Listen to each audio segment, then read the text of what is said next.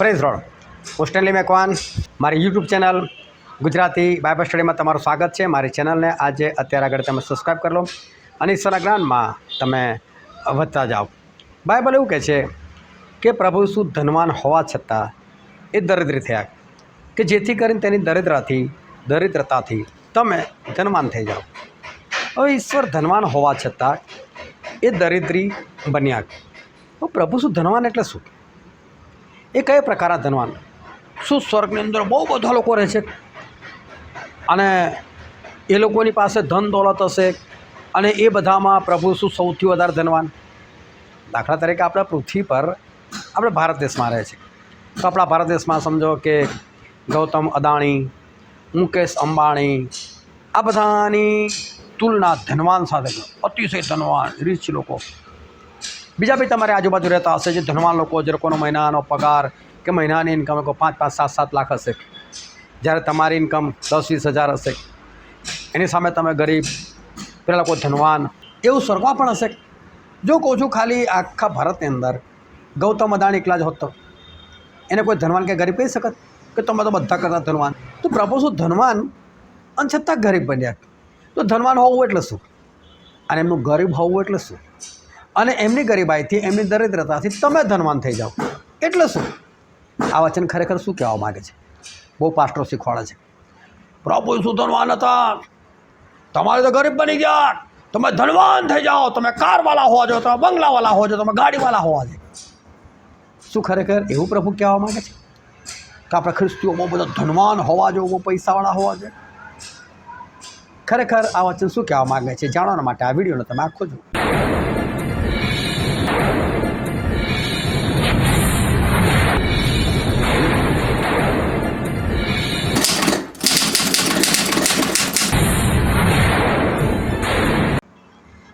આજે છે તારીખ 29 ડિસેમ્બર 2025 સાલ અને વોટ્સએપ પર જે રોજ 10 સવાલ પૂછવામાં આવે છે તેનો આ વિડીયો છે।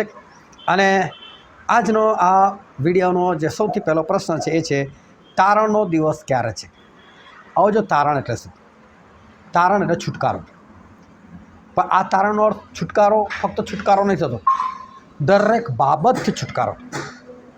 હવે આજે જો ભલે હું ઈશ્વરનો સેવક છું, ભલે ઈશ્વર મારો ઉપયોગ કરે છે, 2003થી ઈશ્વરે મારો ધંધો બંધ કરાવ્યો, છતાં પણ મારા 4 છોકરાને હું ભણાવી શક્યો, ટ્યુશન કરાવી શક્યો, એ લોકો સાથે ભણી ગણીને મોટા થઈ શક્યા।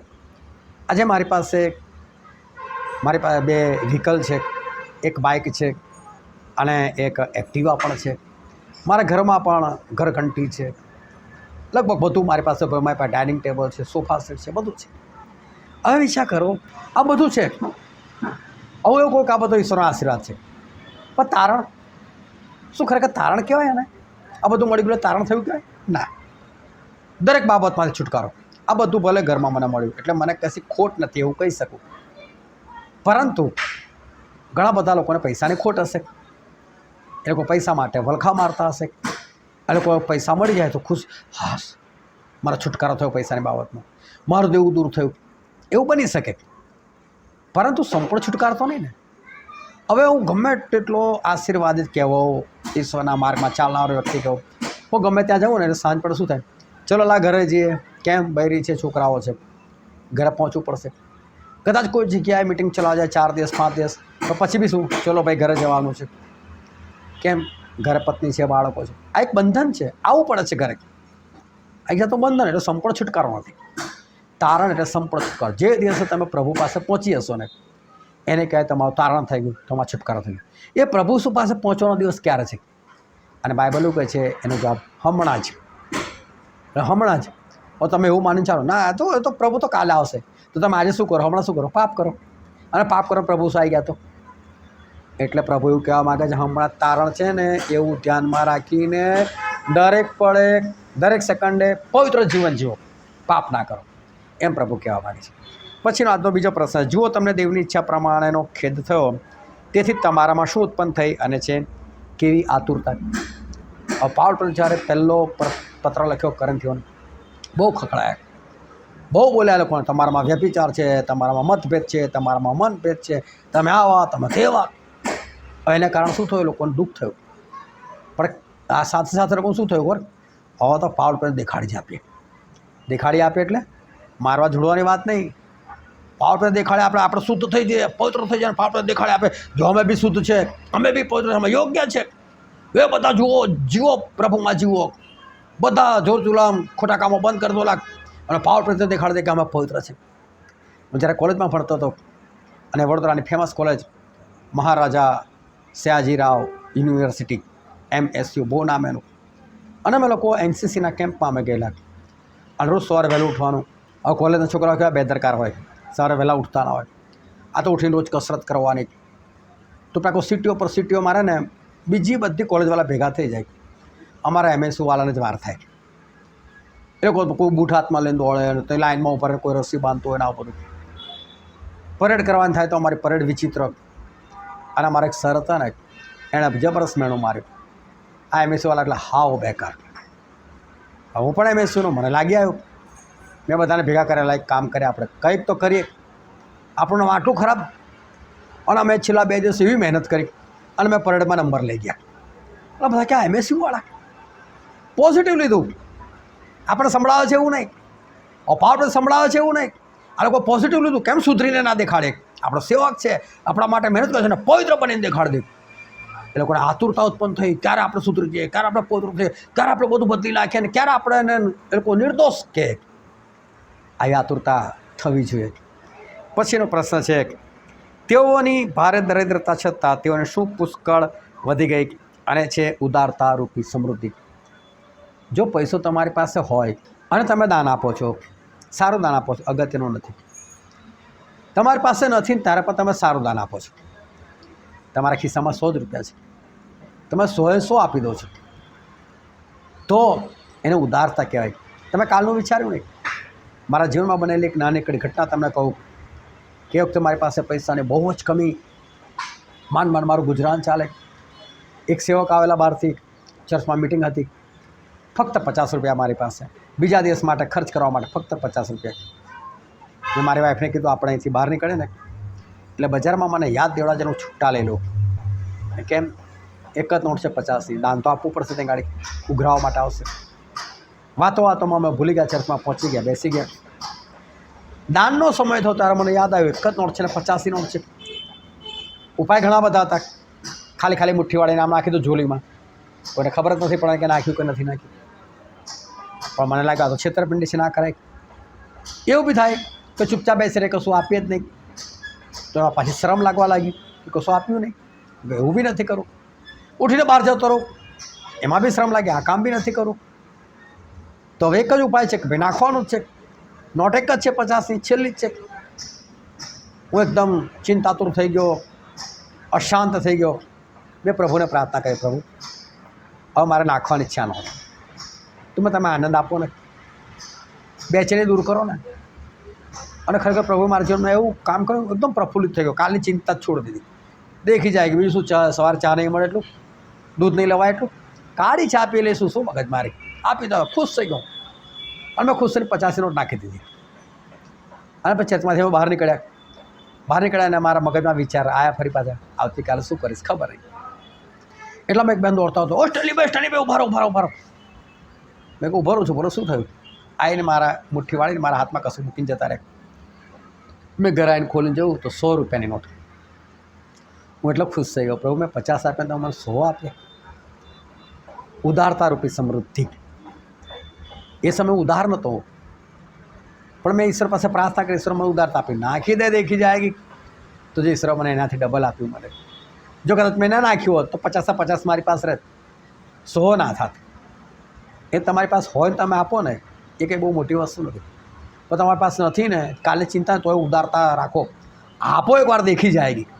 આપણા પ્રભુ શું બેસી રહેવા નથી, વળતર આપે છે. પછીનો પ્રશ્ન છે, જમણે હાથે ત્યારે ડાબે હાથે શાના હથિયારો? અને એ છે દેવના હથિયારો, ન્યાયના હથિયારો. ન્યાયના હથિયારો એટલે દેવના હથિયારો.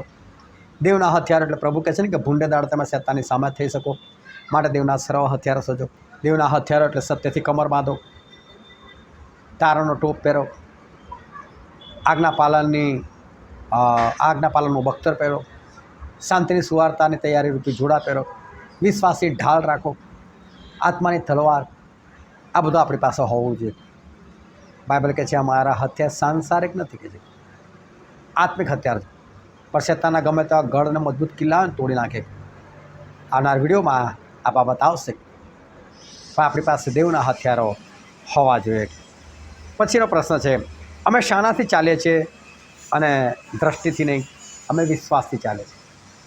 જો વિશ્વાસથી ચાલો અને જોઈને ચાલો, આ બેમાં બહુ ફરક છે. તમે જોઈને ચાલો છો, મારી પાસે 500 રૂપિયા છે અને આવતીકાલ સુધી ચાલે એવું છે, આ તમે જોઈને ચાલો છો. પણ તમે એવું વિચારો છો ભલે 500 રૂપિયા રહે અને કોઈને જરૂર પડી અને તમે એને આપી દો છો, કોઈ વાંધો નહીં, મને વિશ્વાસ છે મારા પ્રભુ મારું પૂરું પાડશે. તેને કહેવાય વિશ્વાસથી ચાલ્યા કહેવાય. તો જુઓ, સાંસારિક દ્રષ્ટિ, આપણી શારીરિક દ્રષ્ટિ જે આપણને આંખો આપી છે એનાથી બહુ લોકો ચાલે છે. પણ પાવલ પ્રેરિત કહે છે અમે તો વિશ્વાસથી ચાલીએ છીએ. વિશ્વાસથી ચાલતા શીખો. દુનિયાનો અંત આવ્યો છે અને હજુ તો લોકો 20-20, 25-25 વર્ષની યોજનાઓ બનાવે છે. એટલા મૂર્ખા લોકો પેદા થયા છે કે એક બાદ જગતનો અંત છે. આજે ખ્રિસ્તીનું 57 જો તો મેં કઈ પહોંચેલી, ચરમ સમયે પહોંચેલી છે. અને લોકો તો હજુ લોન લઈ લઈને ઘરો બનાવે છે. કેટલા વર્ષ લોન? તો કે 25 વર્ષ લોન. અરે 25 વર્ષ તું જીવતો રહેવાનો છે? તે લોન લઈને બેઠેલો છે. અને દેવાદાર કે ઈશ્વરના રાજ્યમાં જાય? ના જાય.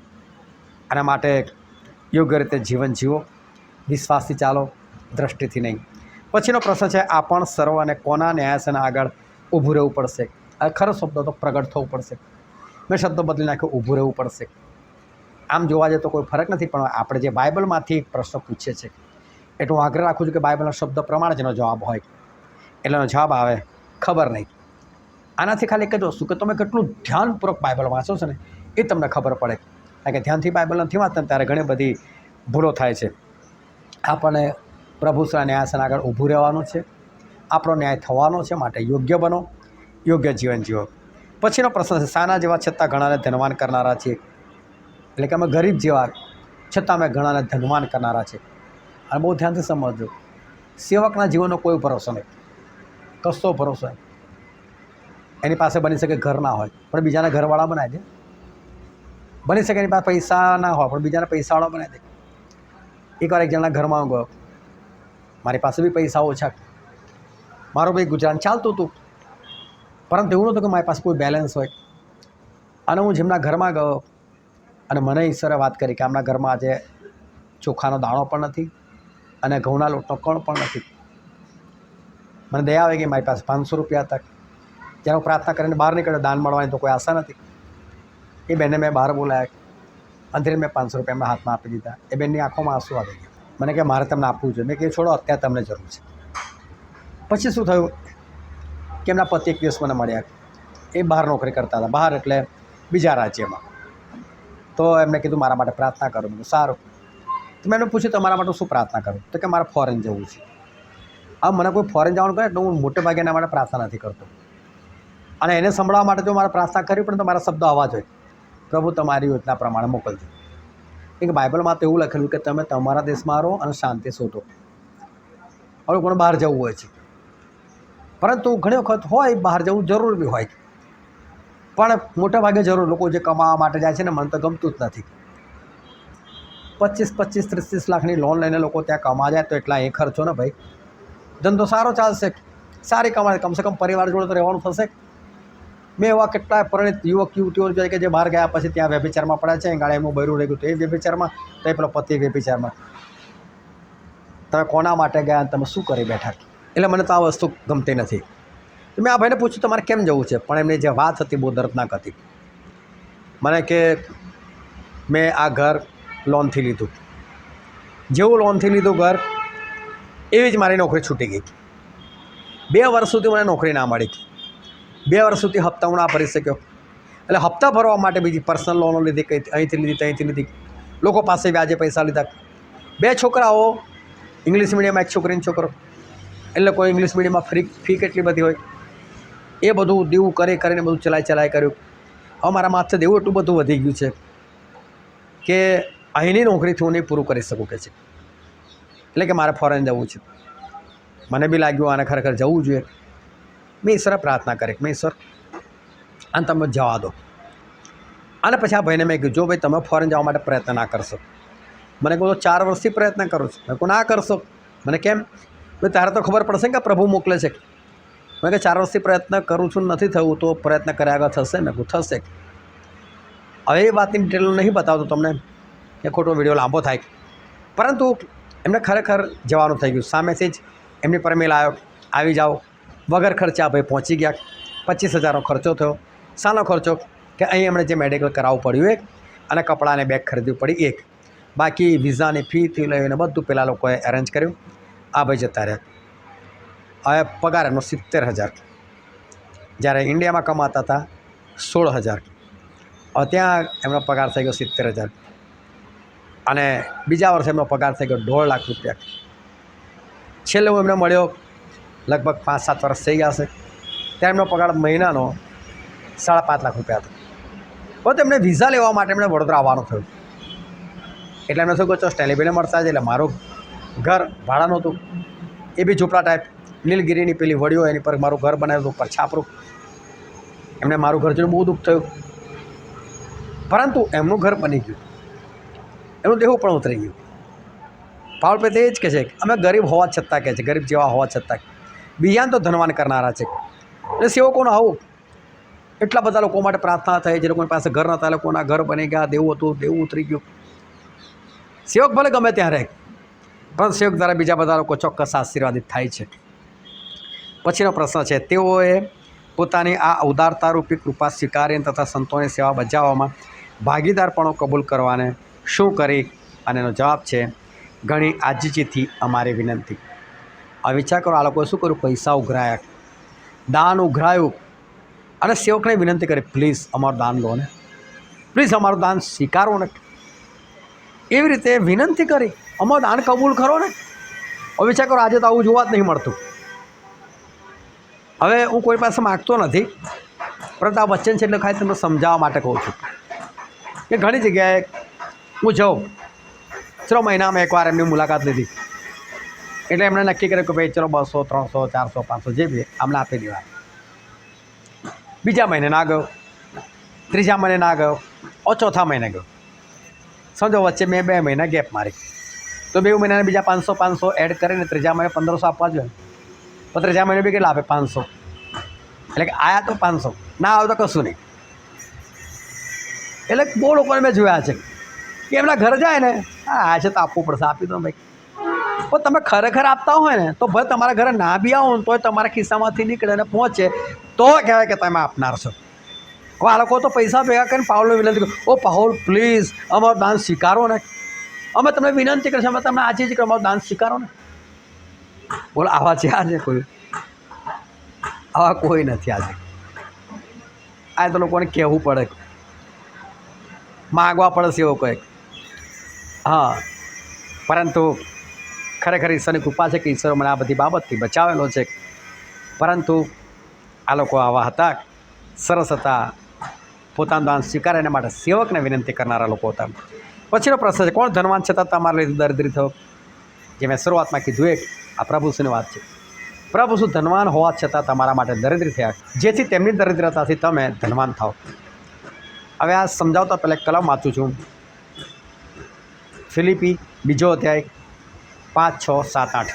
ખ્રિસ્ત ઈસુનું મન જેવું હતું તેવું તમે પણ રાખો. પોતે દેવના રૂપમાં છતાં તેણે દેવ સમાન હોવાનું પકડી રાખવાને ઈચ્છ્યું નહીં, પણ તેણે દાસો રૂપ ધારણ કરીને એટલે માણસોના રૂપમાં આવીને પોતાને ખાલી કર્યો, અને માણસના આકારમાં પ્રગટ થઈને મરણને, હા વધસ્તંભના મરણને આધીન થઈને પોતાને નમ્ર કર્યો. પ્રભુ શું પોતે ખાલી થયા? પહેલી વાત કઈ બાબતે ખાલી થયા? તો કે માણસોના રૂપમાં આવીને. ચલો માણસોના રૂપમાં આવ્યા, દેવ સમાન હોવાનું પકડી રાખવાની ઈચ્છ્યું નહીં, એટલે દૈવત્વ છોડ્યું. દેવ એટલે સર્વશક્તિમાન પણ છોડ્યું. દેવ એટલે એમની પાસે બધા પરાક્રમો છે, બધા સામર્થ્ય છે, એ બધું છોડી દીધું. આ બધું છોડીને એ આવ્યા ને, એટલે એમને કહેવામાં આવે કે ગરીબ બનીને આવ્યા. અહીં કોઈ પૈસા, સોના, ચાંદી, રૂપાની વાત નથી, આત્મિક વાનાઓની વાત છે. બધું છોડીને પ્રભુ સાહેબ, તમે વિચાર કરો કે જે પહાડો ત્રાજવાથી આમ તોલતા હોય, એમની સામે આ પૃથ્વી કેવી લાગે? આપણી સામે પેલી લખોટી મૂકો ને, આટલી લખોટી, એ પ્રભુ સામે પૃથ્વી આટલી જ લાગે. એમાં માણસો તમે વિચાર કરો, માણસો દેખાય કોઈ જગ્યાએ? કેટલા સૂક્ષ્મ છે જ્યાં માણસો. એવું રૂપ ધારણ કરીને કોણ આવે? પ્રભુ શું આયા? ખાલી થઈને આવ્યા. આ પૃથ્વી પર એમણે પવિત્ર આત્મા પ્રાપ્ત કર્યા. આ પૃથ્વી પર 40 દિવસ 40 રાત ઉપવાસ કરીને પવિત્ર આત્માનું સામર્થ્ય પ્રાપ્ત કર્યું. અને કહેવા લાગ્યા, લોકો જ્યારે કીધું કે તું બાલઝબૂલની મદદથી ભૂતોને કાઢે છે, તો કે ના, હું દેવના આત્માથી ભૂતોને કાઢું છું. પ્રભુ શું પવિત્ર આત્માથી કામ કરતા હતા, ખાલી થઈને બધું મેળવ્યું. પણ આ વસ્તુ શું શીખવાડે છે કે જો પ્રભુ આ પૃથ્વી પર આવીને બધું પ્રાપ્ત કરી શકતા હોય તો તમે પણ ધનવાન થાઓ ને. કઈ બાબતમાં ધનવાન થાઓ? તો તમે પણ પવિત્ર આત્માના કૃપાદાનોથી અને પવિત્ર આત્માના ફળથી ભરીને તમે ધનવાન થાઓ. આ જે સેવકો બીજા બધા બોલે છે ને કે તમે આશીર્વાદિત થઈ જાઓ, તમે બંગલા અને ગાડીઓવાળા થઈ જાઓ, એની વાત નથી. ઈશ્વરના કૃપાદાનોથી, ઈશ્વરના વરદાનોથી તમારે આશીર્વાદિત થવાનું છે અને ધનવાન થવાનું. અને આજનો છેલ્લો પ્રશ્ન છે, કોની સાથે અઘટિત સંબંધ ન રાખો? અને એ છે અવિશ્વાસી સાથે. હવે અઘટિત એટલે શું? અઘટિત એટલે શું? ઘટતો હોય એટલો સંબંધ તો રાખો, જેટલો જરૂર હોય એટલો સંબંધ રાખો. હવે તમે વિચાર કરો, તમારા અડોશી પડોશી અવિશ્વાસી છે, તો શું તમે એના સંબંધ નહીં રાખો? સંબંધ નહીં રાખો તો એકલા કેમ ના જીવશો? તમે નોકરી કરો ત્યાં બધા અવિશ્વાસી છે, માલિક અવિશ્વાસી વિશ્વાસી છે, તમે નોકરી કેમ ના કરશો? અઘટિત સંબંધનો અર્થ એવો છે કે તમે લોકો સાથે ઉઠવા બેસવા, ખાવા પીવા લાગો, ઠઠ્ઠા મસ્કરી નિંદા એ બધું કરવા લાગો, એવું નહીં. અવિશ્વાસીઓ સાથે યોગ્ય સંબંધ રાખો, એનાથી વધારે પડતો સંબંધ ના રાખો, એવું બાઇબલ કહેવા માગે છે. તો આ રીતે રોજ 10 સવાલ પૂછવામાં આવે છે. તમે એના ભાગીદાર બની શકો છો. ઈશ્વર તમને આશીર્વાદ આપે. આમેન.